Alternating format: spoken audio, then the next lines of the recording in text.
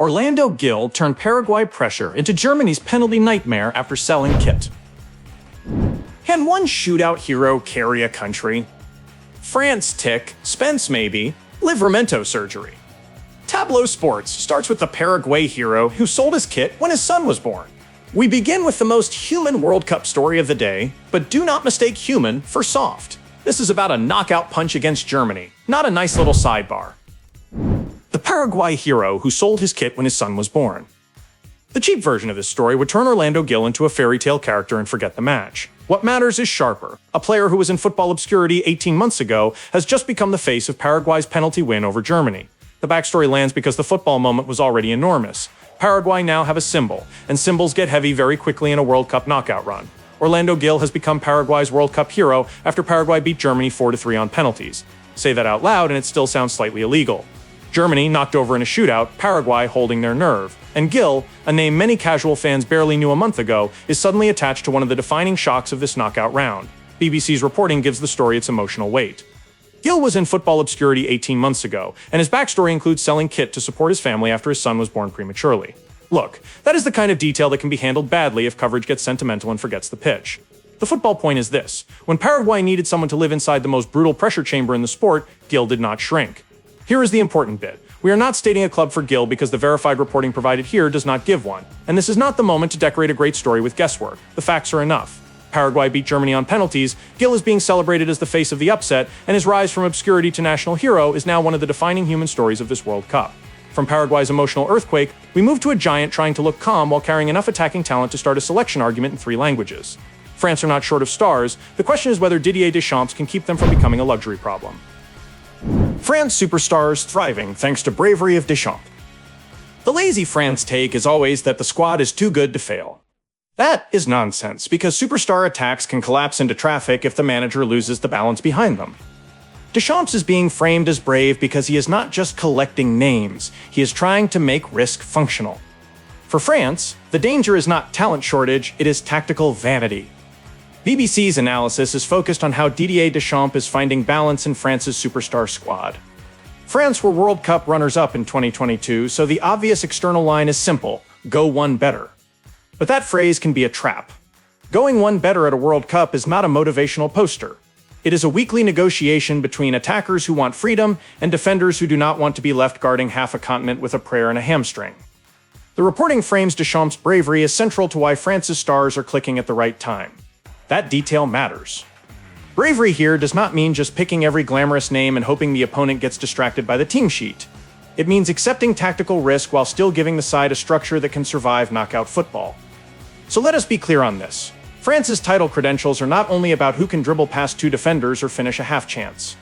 The bigger test is whether Deschamps can keep the attacking talent productive against stronger knockout opponents without leaving France's rest defense looking like somebody forgot to lock the back door. Meanwhile, England have reached the part of tournament life where a fullback issue turns into national therapy. One injury problem, one selection debate, and suddenly everybody is pretending they always had a detailed opinion on right-back depths. Djed Spence in line to regain England's spot after fresh World Cup injury blow for Thomas Tuchel.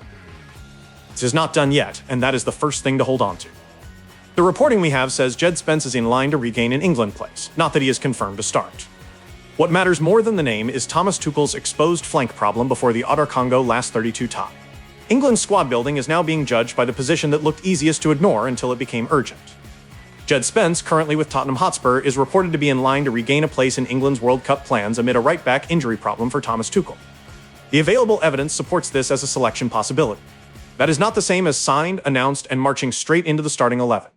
England's right-back situation is being described as a World Cup weakness, and fans are already debating whether Tuchel's squad building left the flank exposed. Put it this way, nobody wants their knockout plan to depend on emergency fullback arithmetic. Against Dr. Congo, England need control, width, recovery speed, and someone who can survive when the game stops being tight. Spence's possible return is interesting because it says as much about the gap in England's structure as it does about Spence himself. If Tuchel reaches for him, the message is not only, we like this player. It is also, our available options have forced this conversation before a knockout match. That is where tournament management gets uncomfortable. At the same time, England's defensive injury picture has moved from selection headache to confirmed medical consequence. Tino Livramento is no longer just part of the debate. His World Cup blow has carried back to Newcastle United. Newcastle news. Tino Livramento has surgery after World Cup blow. The key point here is not speculation about a dramatic timeline. The reported fact is that Tino Livramento has had surgery after a World Cup setback, with a preseason return being discussed. For England, it sharpens Tuchel's defensive problem right now.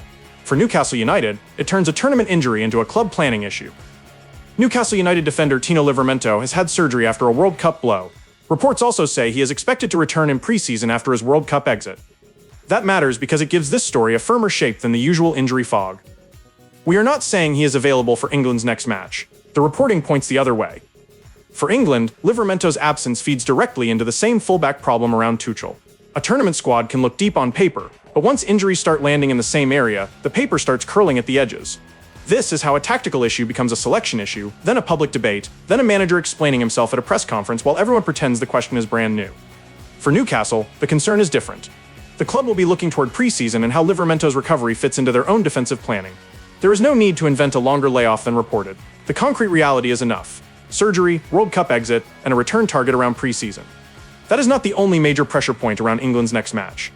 Dr. Congo are not arriving as a polite opponent grateful to be here. The run has spilled into national emotion and political language. Newcastle star Yoane Wissa and Dr. Congo urged by president to knock England out of World Cup. This story can be overplayed if people treat a political rallying call as team sheet authority. The president is not being presented here as someone controlling selection. What matters is the emotional scale around Dr. Congo before facing England. Yoane Wissa becomes part of a national unity storyline, not just a Newcastle United subplot. Yoane Wissa, identified in the reporting as a Newcastle United player, and Dr. Congo have been the subject of a political rallying call before the World Cup knockout tie against England. The Guardian's framing also points to Dr. Congo's team as a rare source of national unity. That is not a small backdrop. That is pressure, pride, and expectation all arriving at the same stadium entrance. The careful line matters here. We should not treat tabloid-style language like ordered as literal authority over the team. A president can urge, praise, pressure, and symbolically attach himself to a run. That does not mean he picks the 11. Football has enough real drama without pretending the tactics board has been moved into a government office. For England, this is a warning against arrogance. Dr. Congo supporters are framing the match as bigger than football, and that kind of emotional charge can make a knockout tie feel hostile before the first tackle. Wissa's club label is Newcastle United, but the bigger frame here is national identity, and England will walk into that noise with their own defensive questions still unresolved. Elsewhere, the World Cup has produced a very different kind of fallout. Iran's exit is no longer only a football result, it has become a political flashpoint in the host nation news cycle. Top US government official so happy with Iran's World Cup elimination. This is where football coverage has to be careful and blunt at the same time. A top US government official reacting happily to Iran's elimination is political messaging triggered by a football result. It is not a federation statement, and it should not be dressed up as tactical analysis. The uncomfortable part is that tournament pain can be instantly converted into political theater. The Guardian and BBC both frame the comments as a political reaction after Iran were eliminated from the World Cup. The reporting says a senior US government figure said he was happy after Iran's elimination. Iran were knocked out after 3 group stage draws and exited without a knockout stage win. So let us keep the football facts clean. We are not implying Iran were eliminated by the United States. We are not presenting this as a football federation statement. The story is about a political reaction to a tournament exit, and that distinction matters because World Cup emotion travels fast and gets used by people far outside the dressing room. There is a split in reaction around the story. Some see political schadenfreude. Others criticize officials using a World Cup elimination for messaging. And that is the sharp edge here. Players live the sporting consequence, fans carry the emotional one, and then powerful people step in to turn the result into a line for their own audience. Now to the streets after one of the tournament's biggest shocks. Morocco's win over the Netherlands created joy, but in parts of Dutch cities, the celebrations also brought public order trouble. Celebrations and bottle throwing on Dutch streets after dramatic Morocco win. This story should not be flattened into panic or sanitized into pure celebration. Morocco knocked the Netherlands out, and that created real emotion across Dutch cities.